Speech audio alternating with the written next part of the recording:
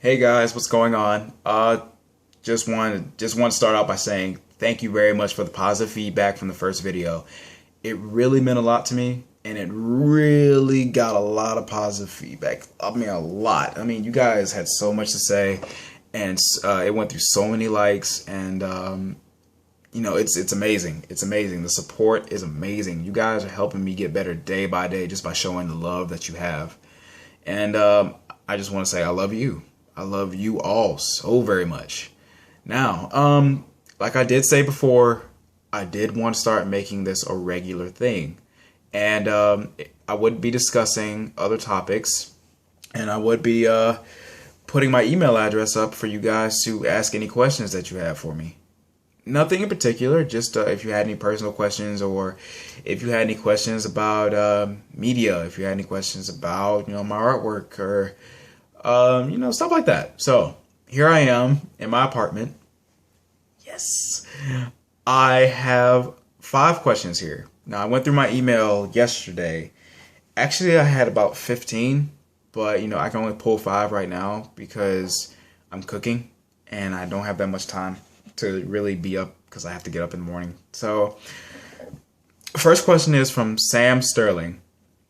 And Sam asks, boxers or briefs? Boxer briefs. Because they're comfortable. They're very comfortable. Second question is from Joseph Rodriguez. The year is 2014, and I know that occasionally you review films. What movies in particular are you looking forward to the most this year? Joseph, I am definitely number one looking forward to Godzilla. I'm a huge Godzilla fan, guys. I nerd out every time I see something new with Godzilla. I'm just like, because I just can't help myself. 1954, when I saw the first Godzilla film, I lost my shit. I was just a kid, but I lost my shit, and I was scared. I was having nightmares for a week, thinking some giant monster was going to come destroy the city. But Godzilla, because I hold that creature very dear to my heart. It's a big part of my childhood and a huge part of nostalgia for me. The second movie I'm looking forward to, I would have to say, would be I don't really know how to feel about it, but Teenage Mutant Ninja Turtles, the one produced by Michael Bay's company, Platinum Dunes. Megan Fox says April O'Neil. I don't know. She's nothing like Kristen Stewart as a deadpan actor, but I mean we'll see what direction this goes in. A lot of the I'm really mainly going to see it because a lot of the guys who did the motion capture for the film are, amazing martial arts trickers that I follow. Third film I'm looking forward to would have to be X-Men Days of Future Past. Now, I was not a fan of the X-Men trilogy. I wasn't. I'm so sorry, guys. I did not like it. The original trilogy, I hated it. X-Men Origins, Wolverine, that just made me want to kill myself. It did. I wanted to hang myself in the theater. I was out with my friend Jeremy, and we were with one of his friends, TJ. And of course, we were teenagers. We were just looking for a good movie to see, and we were all X-Men fans. I was a huge fan of X-Men Evolution, and anything X-Men that came out in animated form. But those live action movies turned me the hell off. Now, Wolverine as a standalone movie, it was good. It was good. It was a lot more deep and profound, and they upped the violence a lot, which I really enjoyed. But X-Men First Class kind of got me back into it a little bit. So I would love to see what they do right now with the more current X-Men cast from the original trilogy and the cast from First Class. I would love to see what they could possibly do with this. From the trailer, I have to say I'm excited. I am. And that's it, man. Godzilla, first on my list this year. It's gotta be. Next question is from Sujin Yo. Where did the name Project Doujin come from, and what got you in particular to pursue a creative field? All right. Well, Project Doujin came from early years of high school. I was a freshman in high school, And me and my best friend Devin would just draw. We would just draw a lot. We draw a lot. We would watch a lot of anime. And in particular, we drew a lot of manga, or doujinshi, or doujin, which is just a Japanese term for amateur manga, or in more detail, a Japanese term for a collective of works. Now, as we grew older, he kind of branched off into his illustration, and he developed his own creative name or alias to go by. And Project Doujin really stuck with me because it meant that I could do anything with it. I could do realism. I could do manga. If I wanted to, I could draw just regular cartoon characters if I wanted to. I can do anime art, street art. It didn't matter. I could design logos, advertisements, websites with his name.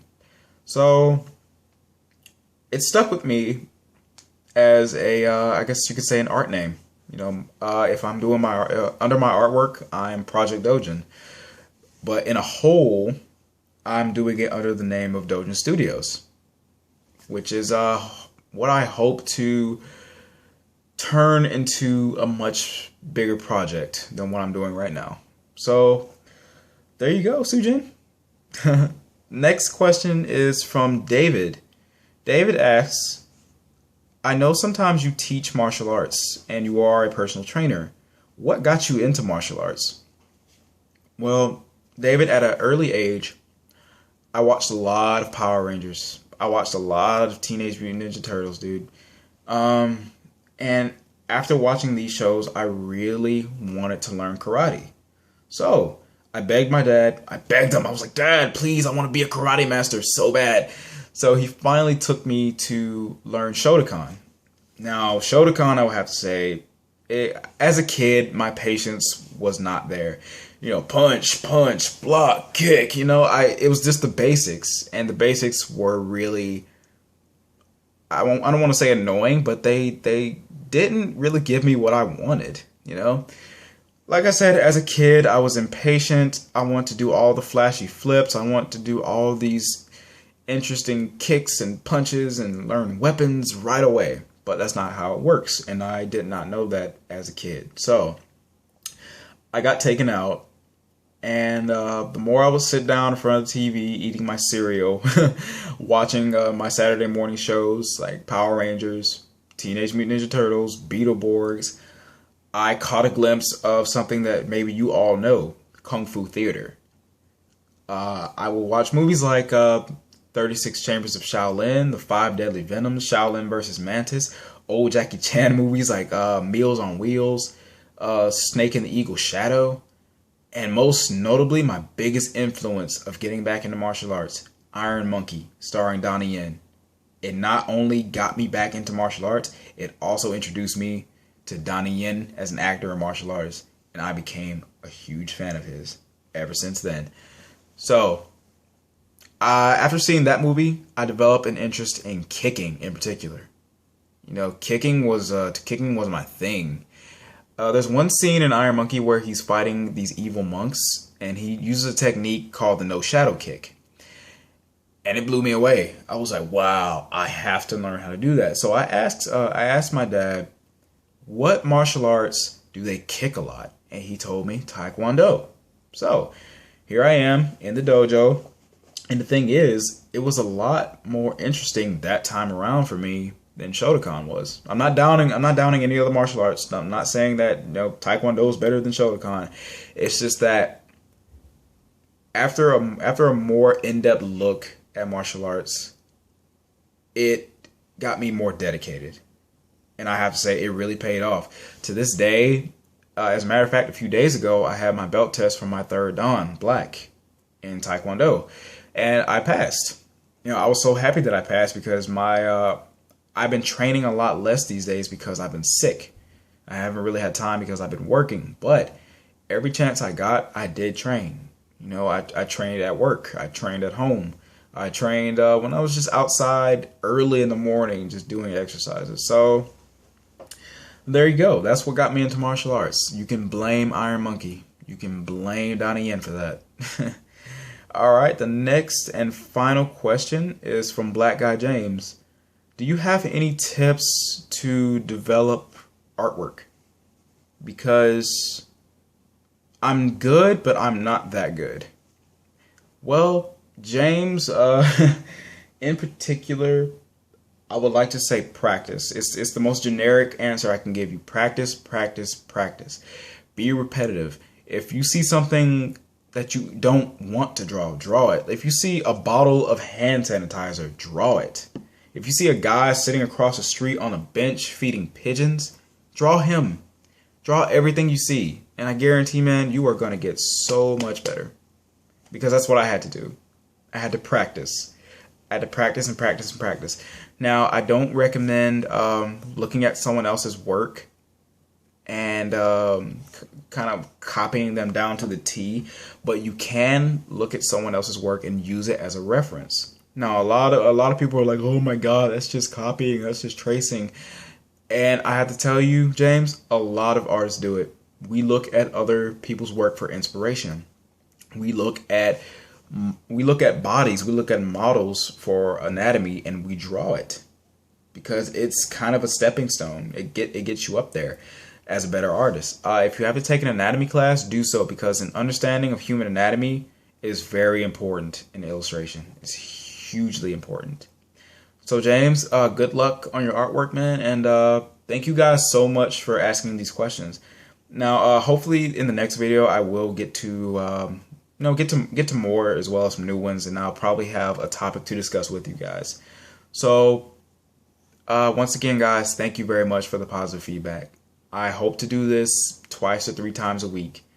And funny story, right before I recorded this video, I recorded twice. And it turns out the first time the camera wasn't recording at all, so I spent 6 minutes just talking to myself. And the second time, there was no storage on my camera, so I couldn't even get through the entire video. So hopefully this one got through. I'm really hoping, because I can't do this a third time around. All right, guys, take care. Thank you so much. I love you all. See you next time.